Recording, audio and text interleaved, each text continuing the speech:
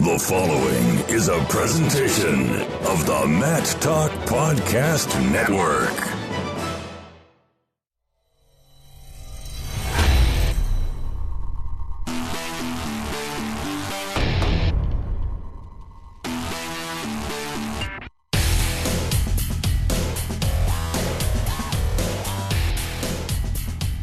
NWCA convention here in Daytona Beach. Now talking with Nick Nothern, head wrestling coach at Neosho Junior College out in Chanute, Kansas.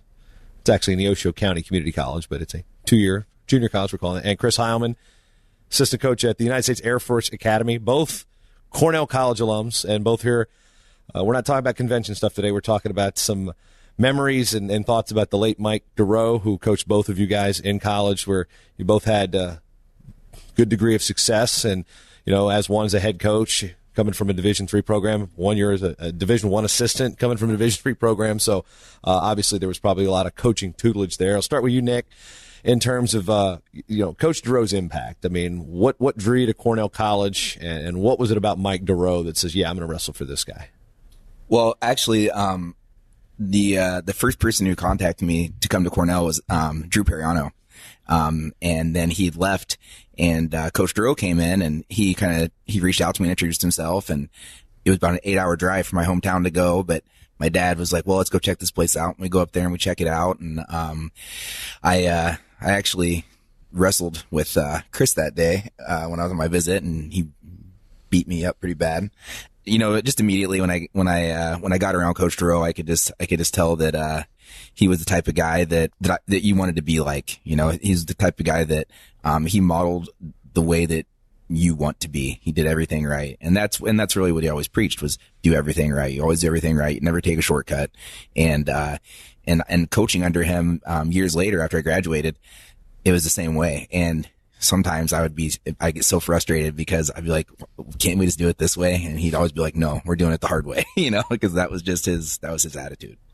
Chris, I was kind of think too, you came in with a previous coach, and then, then a guy who's got a relationship with Gable. I remember when Gray Simons retired at Old Dominion, and there was 4 finalists for this position. It was Lou Roselli, TJ Jaworski, Mike Duroe, and Steve Martin. And I knew 3 of the 4. I'm like, who the heck is Mike Duroe? And then I wasn't in the international scene yet, but yeah, he's got a recommendation from Gable, and I was like, well, that's usually going to get you at least an interview. And, so what are your thoughts when this guy that's he's kind of a figure around the Hawkeye Wrestling Club in the state of Iowa, has had a good international career, and he's like, okay, this guy's going to be the coach. So, yeah, pretty interesting. I was on the hiring committee for the new Cornell College head coach, and we get a resume on our desk with Mike Duroe, Olympic team coach, world team coach. And at the time, we were not a very good team. We're a Division III team. Drew Periano did a great job of setting the foundation. But we're like, what, kind of some interesting what's guys going on campus too. I mean, Mike Tamalo made an official visit to Cornell. Yeah, we had again, some good things were happening, but we just weren't there. I think my freshman year with Drew and Mike Elliott, we went 5-15, and we're kind of like the bad news bears of the Iowa Conference at the time. But we could see that we had a lot of promise. So there was a lot of excitement my sophomore year. They brought in a great recruiting class the next year, a really good freshman class, and then Drew leaves, and it kind of it definitely made a huge impact on us. So we get this resume, and it's like, whoa, what is going on? Who is Mike Duroe? It created some skepticism in a different way. Mm-hmm. Like, this is too good. This is too good of a situation. So he comes in, and we interview him, and there's 5 or 6 of us. He's having lunch with us, and I remember just, bombarding him with questions. I think he was like, who the heck is this guy? But we couldn't have made the administration there really, and the AD at the time, she really did a great job of, hey, this is the guy you want. This is why. Like, don't worry about the skepticism. Don't worry about, what you're hearing. This is why it's a great situation. And it ended up being the best situation that we could have asked for as student athletes, and then for the program. He was there for 13 years, winningest coach in the history of the program. His reach, which says something considering the history Oh, absolutely. Yeah, some great coaches. Steve DeVries, just some of it's a great program. It's one of the national championship team, in 1947. So it's, the history of the program is outstanding. So to have a guy like Mike Duroe come in and really, again, we went 5-15 my freshman year, sophomore year, had a little hiccup, went with a different coaching staff, but, we ended up going 14-6, 14-7. Placed at the national duels. And what he really did, well, two things for us that I can remember is he brought a confidence that we've never, seen before, just a different confidence about him and that led to his no excuse type of approach where it didn't matter who we're wrestling. Didn't matter the situation, kind of like what Nick was saying, we're going to do things the hard way. And because of that, I think we won a lot of matches when we probably shouldn't have, knowing who we were at the time. Yeah, and you look at the progression of the program, of course, like you said, talking about Drew laying the foundation, Drew just kind of like, all right, I've got some stuff to work with here. Yeah. And then you really see that turn. You're an All-American in 06. Then 07 comes around, then there's two guys. Mm-hmm. And then here comes 08, and that's when Cornell's a national player. Yeah, absolutely. What was it like, start with you, Nick, what was it like to see that kind of develop? I mean, with it took you, boom, then you got on the podium. I mean, what was it like being there at that time? Yeah, I didn't really have the Chris. I guess he was there a couple of years where there were some hard times there. They weren't winning a lot. As soon as I got there, when I got there, they were hyped because Chris had just been an All-American the year before. And we knew I knew that when I went in there that we had, some other really good guys on the team. Pat McCauley ended up being an All-American, my freshman year. So, so I guess there was kind of more of an expectation. Mm-hmm. Chris kind of set that tone, and there's more of an expectation like, hey, our expectation is to have multiple national qualifiers, get guys on the podium. Guys should be, we should be at least getting a couple guys on the podium every year. That year I qualified. I was one match from placing at the national tournament. Chris, lost a tough match in the semifinals that he was winning. And then, you got to bring that up. Don't you? Got to bring that up. I always bring it up. And then, but Pat McCauley got on the podium that year. So that year we had two All-Americans. Year after we had four All-Americans. Let's say, Curley, McCauley, you and two. Yeah. And then I got the D3 Almanac right here. Yeah. Well, and the funny thing is, we started getting better recruits. More kids were, kids that might not have been interested before. And here's it's through those relationships too. Like Tim Donahue is Kevin's dad. And I knew Tim when he was coaching at Hermitage in Virginia. So Kevin Donahue doesn't go to Cornell College if there's not a relationship there with Tim and Mike Duroe. Absolutely. 100%. So, I mean, things just kind of started to, I guess, snowball in a sense, in a good way. Things they just continued to get better and better and better. And, the thing I think the Coach Duroe did, one thing that I think he was better at doing than anybody I've ever met is he could get the very, very, very most out of somebody. Someone that might not be that talented, he could make them be a successful wrestler because he would just squeeze every ounce of talent and effort that he possibly could out of them. I want to talk to Chris about coaching now, because now you're at the Division I level. You spent some time in Division II, and then you've obviously been a Division III athlete. And the dynamic, a guy like Duroe probably should have been a Division I head coach. Yeah. Probably. So it doesn't, he had no problem taking a Division III job. He'd been at Penn, as an assistant. I mean, he'd been there. He knew the landscape. Mm-hmm. And it seems like the guys that have come out of that program that got into coaching, you're not worried about, I was a Division III guy, I should only be coaching Division III, or I'm an NAIA guy, Grandview guys come out, I'm only going to coach the NAIA. It seems like it didn't put any limitations on where you guys could go as coaches. So what did you learn from his coaching philosophy that you have instituted in your own coaching positions that you've been, that's ultimately led you to a Division I coaching job? Yeah, for sure. Coach Duroe, he showed, again, great humility. He wasn't coaching for himself. He was coaching to impact lives, to make us better, not only better wrestlers, but of course better human beings. That's a cliche thing to say. That's all of our goals, right? But he did it. He was a father figure. And to piggyback off what Nick was saying, he got the very best out of us, by being extremely hard on us. And, he was not afraid to call you out. He was not afraid to call you out publicly in front of the team.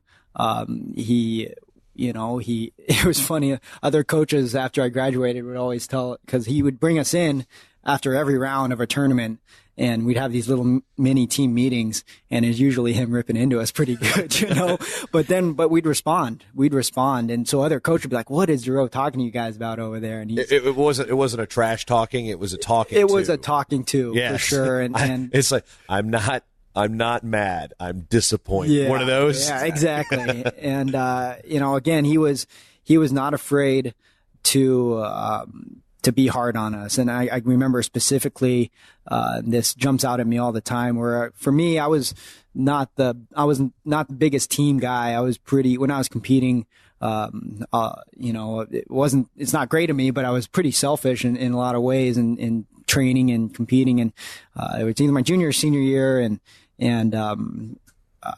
Division III athletics, I needed some money. So I was like, hey, I need to go home over Thanksgiving break and work a little bit to, make sure I get through this next semester. And, didn't quite communicate that with Coach Duroe.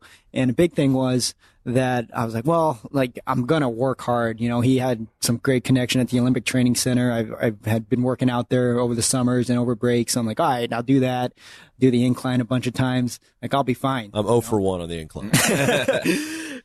It's not easy. So. To my defense, I was coming from Council Bluffs World Team Trials. So I was flat landing it, and the day I got back, I didn't react. Got to prepare yourself. I didn't go 3 days before. Now you know. Yeah. Now you know. I don't know. I wonder if I sore subject. It's like bringing up losses. Yeah. Well, we'll stay away from that. But anyways, Coach Duroe. I'm not going to bring up what I remember about his the most. We talked about it last night. Chris and I did. Every time we can. There's a move my roommate hit a lot. It's there's a famous picture of that. It's on D3 Wrestle, I believe. But he really, again, for me, I had no worries about being away, going home, because I knew I was going to train hard and have opportunities to get better. But he was pissed. He called me out. And I didn't understand why for the longest time, until I got back, and he was like, listen, I know you're going to train hard like that. I'm not worried about you. I'm worried about the team. Like when you have you consider yourself a team leader, you got to be there for your guys, for your team. And that really hit home.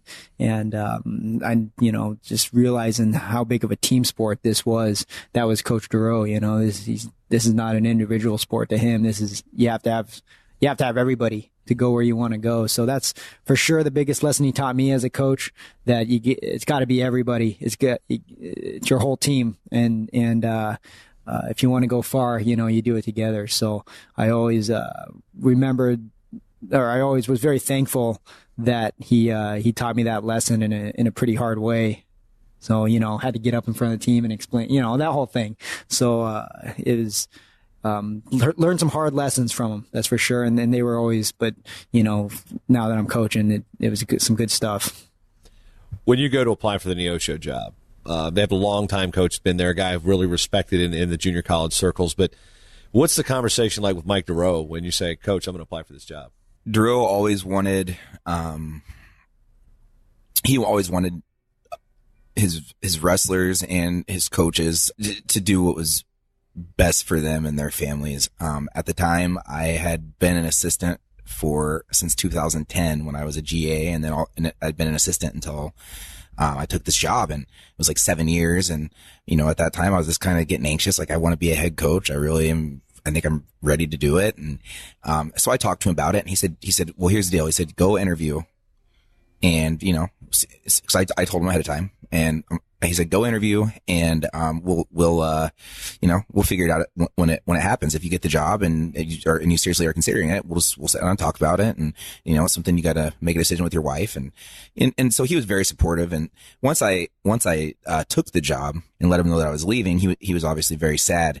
At our team banquet that year, he was handing out awards, and it was, in May or late. It would have been probably May. And he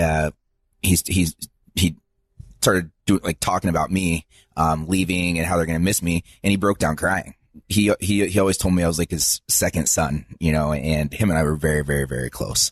We were very, very close. And, that was one thing that was, I felt awful awful. I had only been gone a couple months when he got diagnosed, and I felt guilty. I wanted to go back there. I wanted to be there for the team, for my wrestlers that I had been with. I knew that the team had to be struggling very hard, and I wanted to be there with Coach Duroe and his family.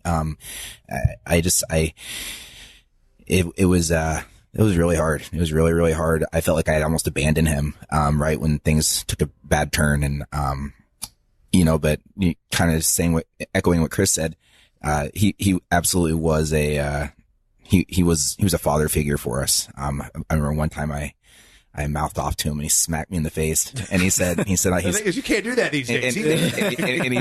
And he's like, that's for your dad. Who's shadowing us on the interview? Yeah, so he's ready to smack you in the face. Yeah. So, I mean, but I have so many good memories with Coach Duroe, and I'm so thankful for the time that I got to be around him, and the fact that I got to coach under him is, it's gonna, having been able to coach under him for 4 years, wrestle under him 4 years, and then coach under him 4 years. I think, I hear myself saying to my wrestlers all the time stuff that he said to us in practice, and I try to be a lot like him, and how I coach and how I, and how I attack life. I try to model a lot of things after him. Final thoughts, Chris, in terms of maybe their piece of advice that he gave you that you tell your wrestlers today, whether it be at the academy or if you're coaching club freestyle, whatever. Just nothing specific. I'll just always remember, the way he carried himself, the way he treated people, the way he fought, he fought till the bitter end, and just the way, the way he lived his life. He was, very disciplined. He cared about people, and again, he just wouldn't. He cared so much, that he wouldn't pull any punches. He wasn't afraid to call you out if he thought you were going down the wrong path in certain ways. So yeah, it was the way that it happened. I think just. It was like his final legacy too, the fight that he put up and just the positive attitude that he had throughout the whole thing. It's unbelievable. He was, I couldn't believe it. He was, in Vegas for the U.S. Open supporting his guys. He was at Final X in Lincoln supporting his guys. He was at Midlands. He was at, walking around through the D3, had the mask on. He's at the World Cup. He's at the World Cup. He's at the Division III National Championships when he could have easily said, no, I'm going to stay at home. That's because that's what's best for me. And he just couldn't do it. He was there. I fully believe he wasn't there doing it for him. He was doing it for his guys. And just to, when things get tough, hopefully I can think back in that final year, his final legacy of his, and say, hey, that's how you do it. That's how you do it. When things are things don't get harder than that. And he was able to continue to coach and be a mentor and be there for his guys. And, what better example could you ask for? Nick, final thoughts? One thing I repeatedly catch myself saying to my team, that Duroe said to us a lot. And I think it goes back to kind of what Chris was talking about with when he went home on Thanksgiving, and, it is a team sport and the team has to be on board. And I remember Duroe would always, when someone was acting selfishly, Duroe would always say, nobody here is irreplaceable. You're replaceable. You're replaceable. You're replaceable. I'm replaceable. Everybody here can be replaced, And so he would say, don't think you're too big for this program. Don't think you're too good for anything, basically that was the lesson. I hear myself saying that. I catch myself saying that to my guys all the time. And I think that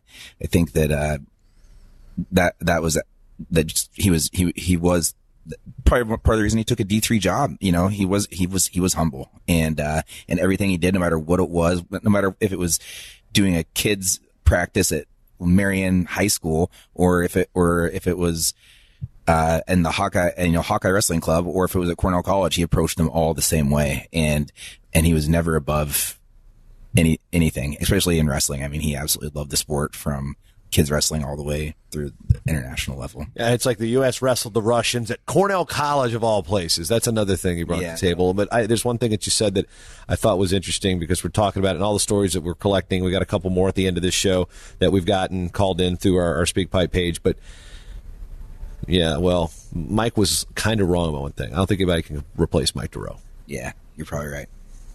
Probably right. Now we'll hear from Diamond Boyd. She was a volleyball player at Cornell College, currently a high school coach in the state of Iowa. She is a AVCA second-team All-American at the Division III level. And here's what she had to say about a coach who wasn't even with her sport. The most memories I have about Coach Duroe, I was a volleyball, basketball, and track runner at Cornell College. Whenever I saw him, he always had a bright smile, and he always took a second to stop and ask me how I was doing. Not that that's not common at Cornell, but for someone who I had never really interacted with or had a reason to interact with besides through athletics, he always just came to me and gave me a hug and asked how my life was going and how everything, how I was doing, how everything else was going, school, life, sports. He was amazing. He would sit and have conversations with me about life. I got to meet his children and hang out with them and do camps with them. And he was really just one of those people that, you'll never forget what they did for you. And you'll always remember how great they were, even though they didn't necessarily have much to do with you. But he really cared about everyone, and he really touched my life, and that he went out of his way to get to know me and see who I was and what I was about. And in change, I got to know him and see what he was about. He was one of the hardest working people I've ever met. He was always working out. He was always, encouraging people to get better and do better and work harder. And because of that, it made you want to do that much more. He was pretty amazing, and I will forever be thankful for the time that I got to spend at Cornell College with him. Thanks, Coach Duroe. Rest in peace. Hey, JB, this is Leroy Gardner. I wanted to leave a quick message about Coach Duroe. One of the things that stuck out, having competed against him in the Iowa Conference all my whole career, he really went out of his way to make sure that I could feel that he loved and cared and respected me as a competitor and as a person, more importantly. And I think everywhere I went after that point, whether it was senior camp or somewhere else, and being a D3 guy and someone that not everyone always knew, Coach Duroe went out of his way always to make sure that he came and found me, or came over and asked me how I'm doing, or said, hey, welcome, and made a point to always make sure that I felt welcome anywhere we went. And I think that meant the world to me. And it was, like I said, he always made sure that he knew that he saw me and recognized me and gave his love and respect. And I felt the same for him. So wrestling's better for him. And so my love to the family. Thanks for doing this. Division I finalist and current assistant coach at Minnesota State in Mankato, Ty Eustace. Coach Duroe helped with the University of Iowa program during my time there. I graduated in 2006. I was also Coach Duroe's assistant coach in 2009 at Cornell College. So many memories of all those years there with him. I think, like so many people now, I think just his personality and positivity and passion for the sport. He just loved being in the wrestling room. He loved being around wrestlers. I know during my senior year, he was constantly grabbing me, wanting to roll around, wanting to wrestle. It was almost more playful than anything, which is, I think, what a lot of us needed in that room. He always wanted to try to ride me and kind of taunt me. And it was all lighthearted, and it was so good for us. So good for me to be around him. I think I'll always just take away his energy and his just genuine happiness for being in the wrestling room. We're all so lucky to be involved in this sport. I'm going to carry so many memories of Coach Duroe with me. The Short Time Wrestling Podcast is proudly outfitted by Compound Clothing. Shirts, singlets, custom gear orders, everything you need. Call up Cliff and the crew at cmpteamwear.com.